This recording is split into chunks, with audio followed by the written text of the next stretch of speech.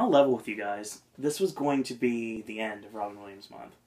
It really was. And this is a great fitting way to end, honestly. His Oscar win. Exactly. Made perfect sense.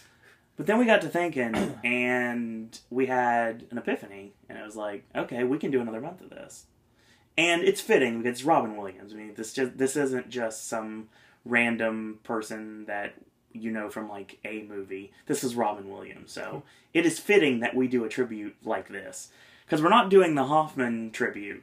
We're doing it via verses. So we're doing it two completely different ways as you move the the videos forward. So we decided we're going to continue. So I've mentioned that we're going to be doing this in September. So final Robin Williams verses will be in September. So this is going to end the first month of Robin Williams verses. And once again, this is another battle which is not two Robin Williams movies, but this is two movies that do fit very well together. So we're going to go back to college tonight on Versus, and we're going to find out what happens when Good Will Hunting faces off with A Beautiful Mind. AJ, take it away. Another thing is they are both Oscar movies. Don't remind me. Quite a lot. So, yeah, keep in mind he has not seen either one of these, so anything he says about A Beautiful Mind, just ignore. It's personal bias because of Moulin Rouge, okay? And everyone knows that knows me. Okay, but apart from A Beautiful Mind, we're going to start with Good Will Hunting, which is basically Ben Affleck and Matt Damon's love letter to growing up in Boston. I guess you could take it as. It's a number of things, really, but I think kind of on its foundation, it would be something like that. And I don't know what that says about Matt Damon, if he thinks he's a genius. No, but for real. So they wrote this script, and then they took it through Kevin Smith and Scott Mosier, and then it went through others, the Weinsteins, and then it eventually got to Gus Van Sant, and then we got this movie, which is the story of it actually starts with a professor played by Stellan Skarsgård, an actor who does not get enough credit for this movie. There are 4 actors always plastered all over this movie, but you rarely ever see Skarsgård mentioned in conversation with it. But he is really just as important to the plot as everything else. And he puts this equation on a board outside of his classroom that would take about 2 years to solve. And he just Will happens to be the janitor that works there, and he just solves it like it's nothing and then goes back to work sweeping floors. The trouble is that he's also kind of somewhat a delinquent. The whole how you imagine Boston youths thing is pretty much comes forth with their little friend group it's Will and Chucky, who are Damon and Affleck, and then we have Cole Hauser and Casey Affleck. And they just kind of go around, they buy burgers, they get into trouble. Chuck, I had a double burger. And they, eventually he gets himself arrested many times, and always finds a way to talk himself out of it, until he can't. And eventually he's being sought after by Skarsgård for having solved that equation, and he introduces him to his friend, who is a therapist, who is Robin Williams' character, Sean. And he basically agrees to do math with Skarsgård and discuss equations and go to therapy with Williams. And we're hopefully going to try to change him from the delinquent that he is that works at a construction company to pursuing the genius that he really is. And of course, thrown in here is a love story to shake things up a little bit with Minnie Driver, which we'll talk about first for a second. It's kind of funny that it's not a celebrity relationship you really hear much about, because I don't believe it lasted that long. But while they made this movie anyway, Matt Damon and Minnie Driver were dating for real, which is really funny, because I'm guessing there was quite a bitter breakup very quickly, because by the time Oscar time came around and he and Affleck's names were called for Best Original Screenplay, the camera cuts to her, and she has this disgusted look on her face. I'm not sure what happened, but it doesn't sound... It's better they're both in their separate directions now, I guess. But the romance in the movie lives on, for the way that it's written and the way that it's presented, because the interesting thing about it is we have this character. What the movie does well is it takes this cliche story about changing somebody and making them, you know, accept who they really are and pursue it and do something with their life, instead of making the choice of to just kind of stay where they are and just, you know, be at kind of level ground for the rest of their lives instead of going to where they really have the potential for. But they make it something totally different. It doesn't feel like a cliche movie when you're watching it. Mainly because of the way Will's character is. Because he is so defensive because he's had such a disturbing background. He's been abused and had foster parents and all that. He was stabbed as a child by his dad. And all these experiences have just made him a really, really guarded himself.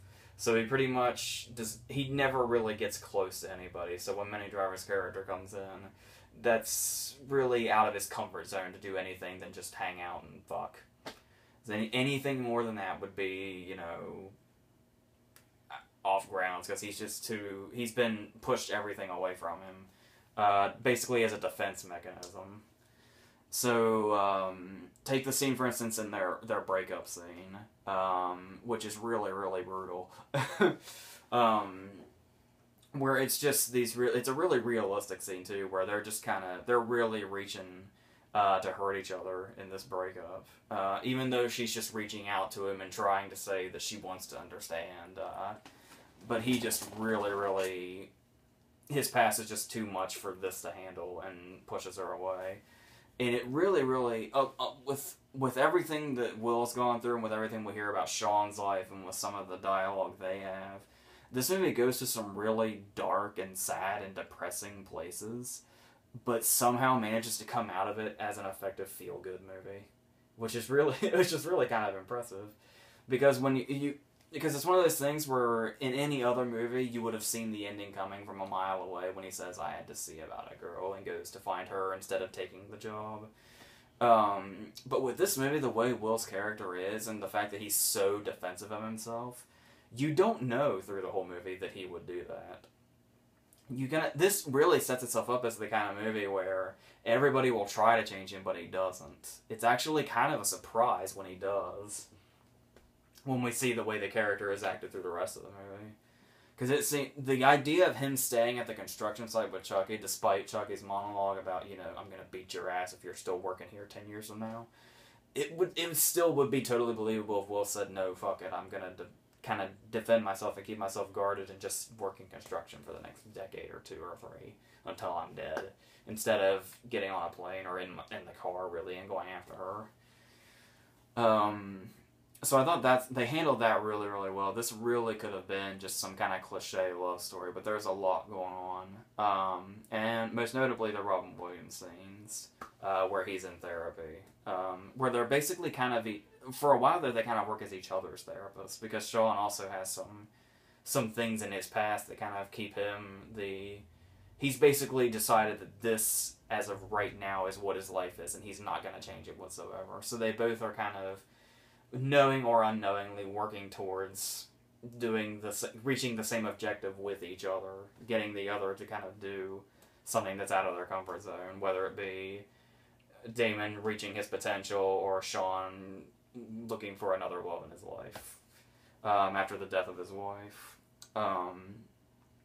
And yeah, if there was one role that Williams was going to win it for, this is a really appropriate one. This, pretty much every scene that he has is something, even if it's small. Sometimes he goes small, sometimes he goes big, and then there's other times where it's like the scene where he shoves Will against the wall and says, "If you disrespect my wife again, I'm gonna fucking end you."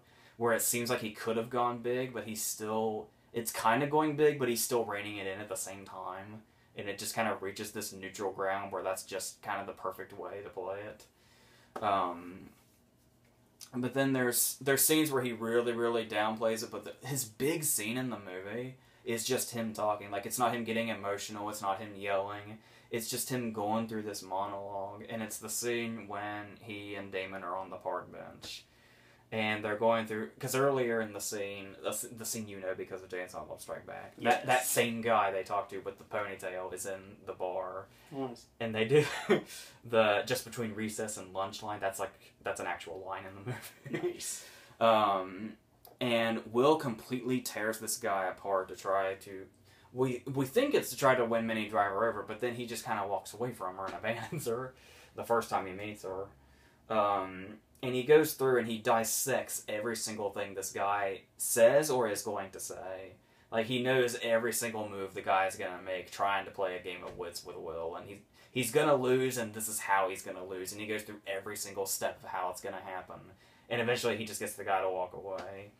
And then, in this park scene, Sean pretty much does the same thing to him.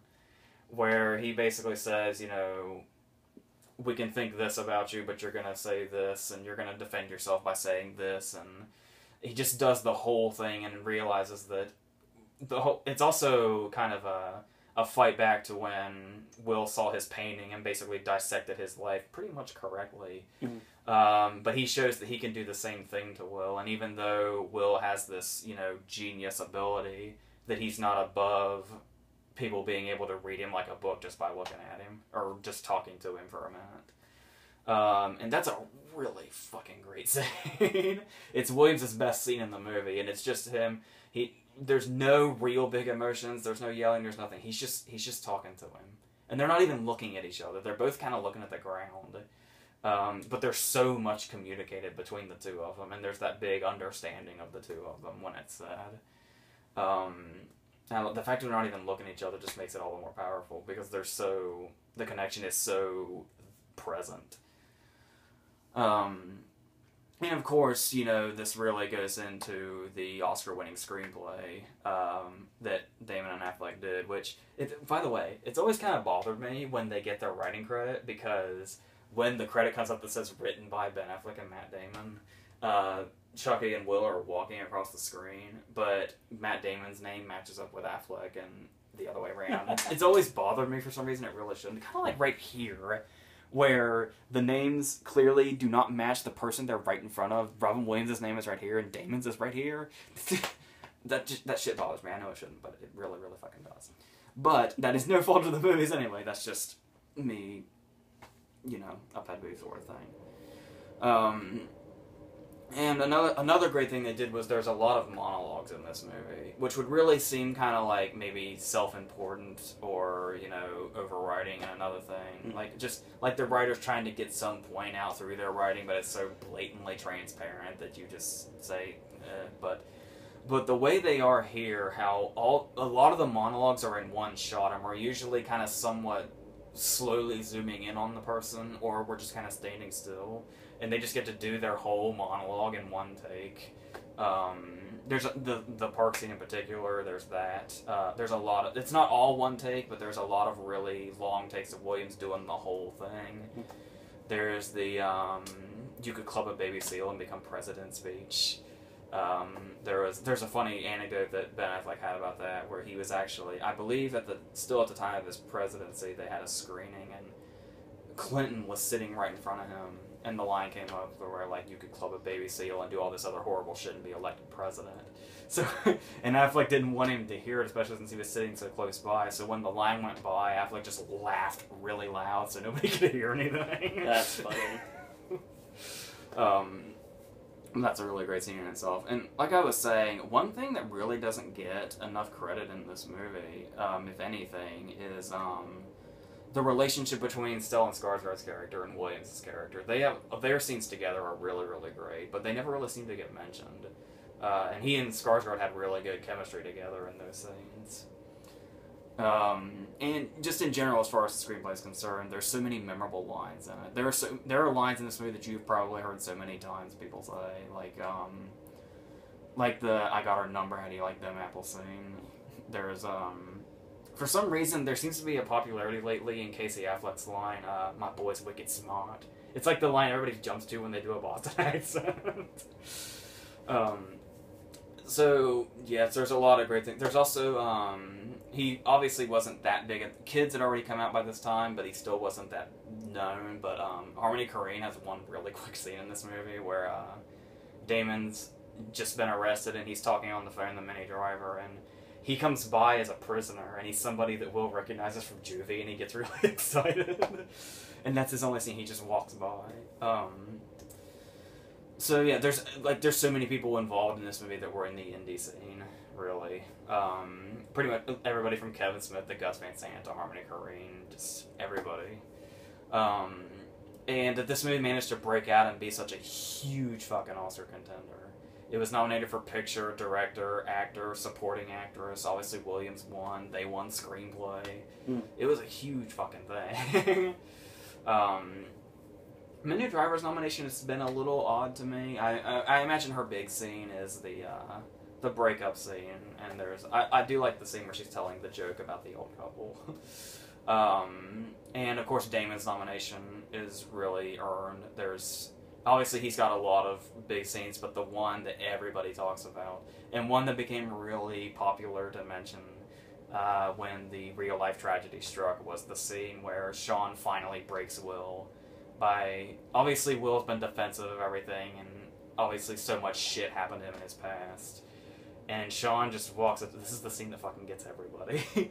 Sean just walks right up to him and says, "Will, it's not your fault." And Will's just like, "I know." And he's like, "No, Will, it's not your fault." And it just goes on and on and on until Will just breaks down and hugs him and cries. And it's a really there's so many powerful scenes in this movie, and the number one, that they managed to write it while they were so young, is also really impressive. In Robin Williams' speech, he actually, when he thanked them, he said, "Matt and Ben, I'm still looking for ID." So yeah, I imagine most of you have seen this by now, but if you haven't, you probably know every scene in it just by hearing other people talk about it, or me just now. But yes, there's a reason it has the reputation it is, and it is a really great movie, and it's really, really earned its reputation over time. Then we have A Beautiful Mind, which obviously, as you can see, was quite the Oscar contender in itself. I'm sorry. I know, I love Moulin Rouge as much as you do, but we can't help it. It just happens, okay? Yeah. Shit happens. So, there's, well, first off, the interesting thing about this movie is how the way we think it's one thing and then it actually ends up being another. Obviously, the main character has been so well known now. He's from this state. There was my brother had a professor in school, I think, that actually had like dinner with him once or something, or lunch or something. And it starts off as this story of this. It's really easy when you look back to see how this The Imitation Game got so many comparisons to this. Mm-hmm. But he starts off as this genius mathematician who goes to Princeton, and he has a roommate who is Paul Bettany. And there's something a bit off and bizarre about him, but he just goes about his way and becomes a teacher and wins the respect of most people, the ones that don't ridicule him. But for a while there, he was very alienating. How he didn't, he would just sit in the corner and mutter to himself and do equations on the window and stuff like that. That old college cliche of doing equations on the window. But then eventually, shortly after meeting his future wife, who was Jennifer Connelly's character, he starts to get involved with spies and Russians and Ed Harris. Ed Harris is this spy who recruits him, and he starts getting paranoid that, he's doing missions and there's Russians after him, and he works for Ed Harris, and they get into car chases and all that. And then after the first third of the movie is over, we learn that he is battling schizophrenia. And Ed Harris is not real, the missions are not real, the spying is not real, Paul Bettany is not real, Paul Bettany's little niece is not real, and most of the things he has known are not. And then the movie kind of goes, the second half of it, the second third of it really, is him and Jennifer Connelly's married life and how they're kind of dealing with it and how he's coming together. And sometimes getting better, but then sometimes totally relapsing, sometimes worse than he was before. And then we have the third act where he kind of goes he's really battling that. He meets Christopher Plummer, who is a therapist who kind of, gives him the treatments and tries to help him through this. And the third act is basically him in his as he progresses into his later years, and it kind of comes and goes, but then he gets the Nobel Prize and all that. And the real heart of this movie, obviously, is Crowe's performance. This, number one, it was right off Gladiator. It was, not only that, it was right off his Oscar win for Gladiator, which normally kind of, fucks with people a little bit. After they've just won, there's kind of a weight on their shoulders, and they don't do as well because they're feeling pressure. It's just like he went right into this and just really, really became this character and embodied him. Because this is one of those where, obviously, Nash was still alive at the time, and so I would assume he met him and interacted with him and all that stuff. And just did all the actor research. So this is one of those roles where it is so clearly defined. It would have been very easy to be one of those roles that's nothing more than imitation. All you have to do is get the tics and the walk and the voice and all that, the accent. Apparently we have an accent here. I didn't know that. But yeah, but that is not. Crowe really, really just becomes this part and makes him. You really feel like you're watching a real person when you watch Crowe's performance. It's really, when he goes all the way through the years, like when you buy him as a student in college, then you buy him as a teacher, then you buy him as a middle-aged guy, then you buy him as a really old guy. There's when he's in like his probably in his 70s at the time. When the movie ends, maybe the late 60s, I don't know. Late 60s, early 70s he was in, where the movie ends, I imagine. But he just really, really becomes this part and makes it a real human being that you get really, really sympathetic for. Like, I mean, there are times where, like, towards the beginning, where he kind of probably makes himself a little hard to like, and when he's kind of doing battle with the other students who are Josh Lucas and Anthony Rapp, and there's a couple of other people I'm pretty sure I remember in there, but I can't off the top of my head. Judd Hirsch is in this too, by the way. There's a lot of people in this that kind of Adam Goldberg was another one of the students, but he really, really brings a heart and realism to this character that makes you feel like you're watching the actual person, and you can really, really sympathize with them despite going through this really unique experience, I guess. That's kind of an odd term to use, but that's what I have to go with. And then we have Jennifer Connelly, who of course won an Oscar for this, and she's it's not a win that I dislike. It's just kind of she's just basically kind of the troubled wife part, because the issue here is it's not her performance at all. She is really, really good. It's just that when we get into the second third of this movie, the whole middle portion, that whole hour there, I know it's this, with the way the story's set up, this is pretty much the direction we were headed, but there's a lot of melodrama in the middle. There's like a lot of melodrama in the middle, kind of like when I won't say quite like a Lifetime movie, it's not like that, because there's still, there's still real moments, but it's still kind of stuff that doesn't always ring true. I mean, I'm sure there are real events that happened, but as a movie, there's just something about the way they're handled where I don't know that it totally rings true. Like the scene where Charlie is Paul Bettany's character, his roommate, who is clearly imaginary. And there's the big dramatic moment where he put the baby in the bathtub, and then the water rose, and the baby was underneath and getting ready to drown. And when she asked him how he could possibly do that, his response was, "I told Charles to watch him." And that, so, but like I said, with Crowe's performance, it brings any kind of thing you have against that, and still brings a heart and a sympathetic quality to it. And with that, and it's also kind of, it's a touchy subject to do this with, but you kind of think back to it when you're watching it more than once. It kind of starts like being like watching The Sixth Sense, where you start to look for the clues that the people who aren't real. There's always, like, nobody ever acknowledges Ed Harris's presence, and then there's a really good nod to it that goes by really quickly in the bar when Paul Bettany has just watched him make a scene, and then he leaves. But instead of Paul Bettany walking through the door, some other guy comes through the door the other way, and he walks out while the door's still open. So I thought that was a really nice touch to show that he could still walk through doors without being real, believably. Another big Oscar win this got was Ron Howard. This is Ron Howard's sole directing Oscar as of right now. And yeah, I can think of other movies where Ron Howard probably should have gotten more attention, and this is kind of an odd choice, because it's not really... It's kind of hard to say, because it's not a movie that's very directed, if you know what I mean. But it's not... I mean, you don't want it to be too flashy by any means, or you don't want it to be like, I'm a director directing. But Ron Howard's really not that kind of director, which is admirable, by the way. That's why everybody loves Ron Howard. If you don't, fuck you.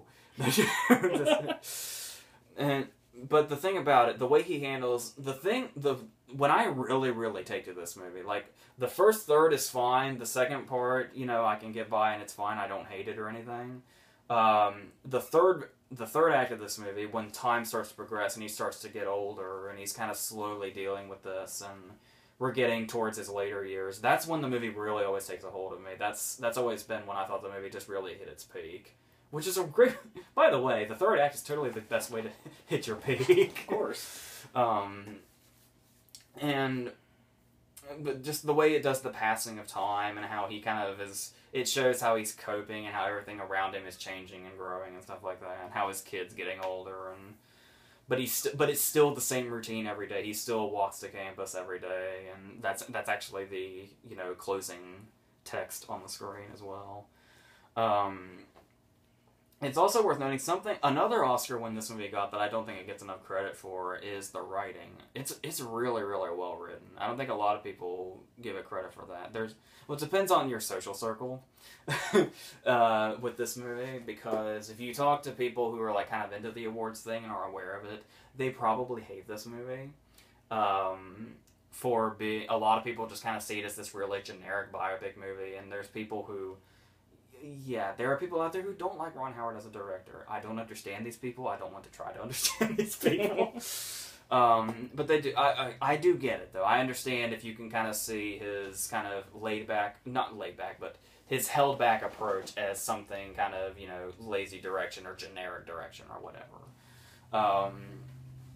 But there's a lot more to that, though. There's a whole tone to establish, and there's so many other things that go into this movie that I'm sure Ron Howard is responsible for that are positive aspects of it. But the thing about it is, this is one of those movies where obviously it won Best Picture and Best Director, and was this big thing, but it also seems like the kind of movie to where if that wasn't the case, it'd be that movie that everybody considers underrated. It'd be that movie where you'd be talking to that one guy and he'd be like, man, A Beautiful Mind's so underrated. Why does nobody love that movie? It's such a great movie. If it had not won Best Picture, it would totally be that movie. And I think it would have a lot more of a fan base. This is one of those movies where the Best Picture win really, really kind of hit its reputation in the wrong place. But it's certainly not one that I am opposed to. It's fine. Even though I much prefer Moulin Rouge, it's not a Best Picture one I'm opposed to by any means. It's also worth noting Russell Crowe was really close. Russell Crowe was so close to winning twice in a row. It was a long time in my life before I even knew he didn't win for this.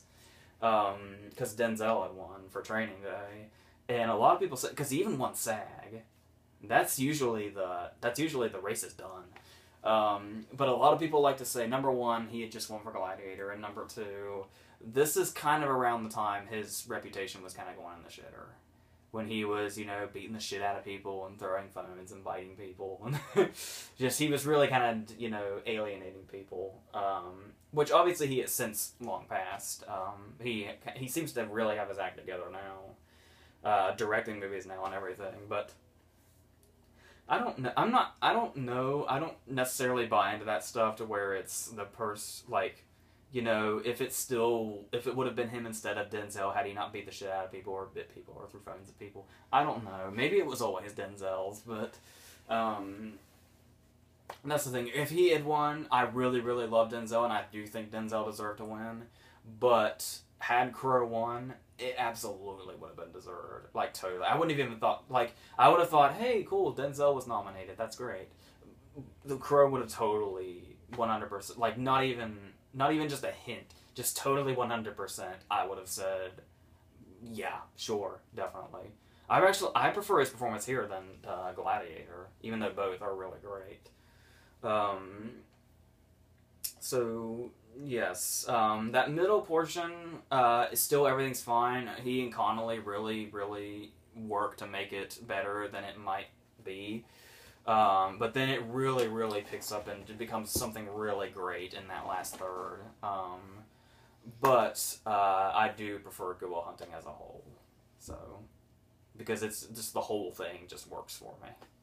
So, it doesn't really have like a slow middle or anything like that. But, yeah, I do think A Beautiful Mind's reputation has been a little hurt by the Best Picture win, and people, that's actually making it a bit underrated. Yeah. I know it's weird to call a Best Picture winner underrated, but that shit happens, dude.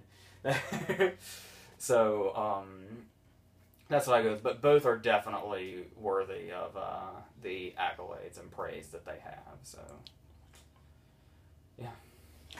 Sounds good. So ends another edition and another month of Versus. We are continuing Robin Williams month next week with Fantasyland. Yeah. I think it fits perfectly, actually. That's going to be your first Versus. It's just vague enough, too. Of September. So continue to watch the Halloween Horror Nights content we're going to have on this channel over the weekend and throughout the week. The podcasts, all the original content. Check us out on moviepilot.com. Also, check us out on our mobile app. It's under Suro and Disney if you have iTunes. So that's what we've got for this week, and tomorrow it has finally came. Me, AJ, and Ashley did our first Academy Awards predictions for this year. That will come tomorrow. With a brand new Gaming with Ash, by the way, so it's going to appeal to everyone. So continue to watch Pop, and thank you guys and girls out there for watching today. And until tomorrow, boys and girls, that's all we got to say about that.